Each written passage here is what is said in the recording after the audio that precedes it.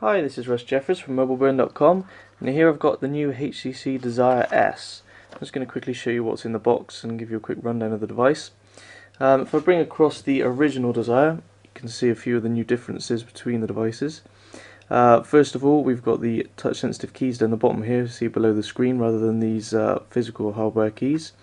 And where we've got a D-pad on the old Desire, there's no D-pad at all on the new Desire S. All to do with the new 2.3 Android Gingerbread operating system that makes it easier to sort of pinpoint things on the screen, so they don't tend to think you need the D-pad anymore. Also, instead of the plastic body of the original Desire, we've got this new metal aluminium unibody design in the Desire S, so it's pretty slick looking. We've also got a forward-facing camera at the top here, you can see, for video calls and different bits and pieces like that. There's also a mirror app on board as well for you to look at yourself. Otherwise, there's not a lot really in terms of hardware. They've moved the micro USB port from the bottom to the side here, you can see. We've also got the volume rocker, the usual 3.5mm headphone jack, and the power key. The power key has been moved though from the left hand side to the right hand side, so they just swapped the bits and pieces across on the top. Say there's no charger port on the bottom anymore, no micro USB port, but there is still a microphone pinhole.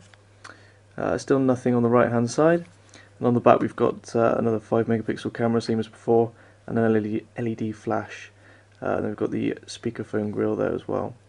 There's a couple of little holes here which seem to be, I guess, external microphones as well, for maybe a bit of noise cancellation, which wasn't on the previous Desire, so perhaps another upgrade there as well.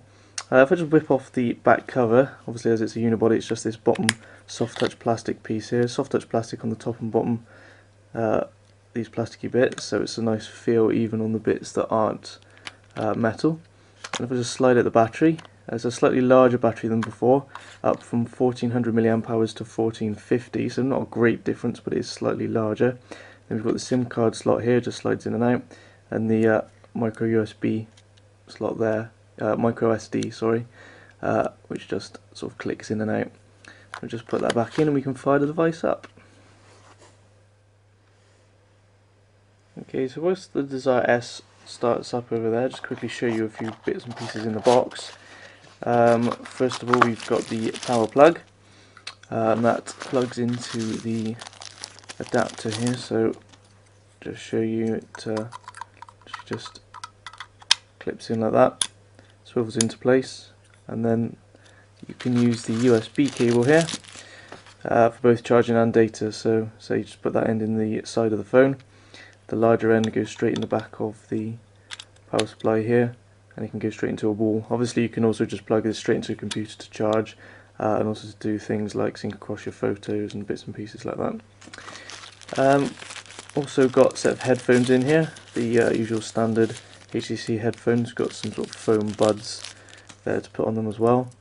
You can see they're just sort of normal plastic earbuds with, I expect, probably an inline control of some sort. Yep, just get it out here, you can see we've got like a microphone, an inline control, so you can use it as a hands-free kit and also sort of skip forwards and backwards through your music and different things like that.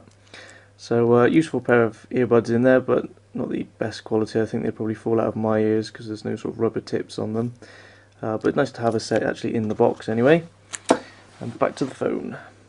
Okay, so the first thing you'll come to is the standard lock screen. You can see we've got things like the date and the time and various status information at the top there, like the battery info and Wi-Fi and signal.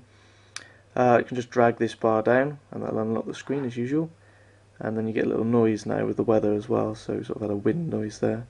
I'll show you that again if I go to the weather panel here. Nope, maybe not. Let's try a different place. There you go, you've got the sound effect then. You sort of hear the wind sound effect that comes up. Anyway, going back to the main home panel, you can see if we pinch on the screen we get all 7 panels, and we can just pick whichever one we want. So we just, for example, pick this one, it takes us straight to it, or we can just quickly flick between. And the Desire S has more RAM than the previous Desire. It has 768 MB of RAM, so it's a little bit quicker to zoom around the screen, as you can see, a little bit snappier than before. It wasn't exactly sluggish before. It's a 1 GHz processor again though, so it's not any quicker terms of processor speed. If we go across to the end here, we can just show you I can click and drag with this widget off, so you can completely customize the whole home screen just as before. And then we can go and find another one, for example, if you want to let's choose a clock. That's one thing with HTC Sense phones, you get this whole different array of different clocks that we can choose from. Let's just go with this one, that's like a watch, and we can just pick time in London, and there we go. We can do things like move that around the display in different places, or drag it across to any other sort of panels that we have space to add things to. You can also access that menu with this button down here. It just gives you the menu so that you can adjust the wallpaper and different things as well. So, for example, let's go and pick, say, this blue one, go for that one. You can preview it, or you can just set it like I did there.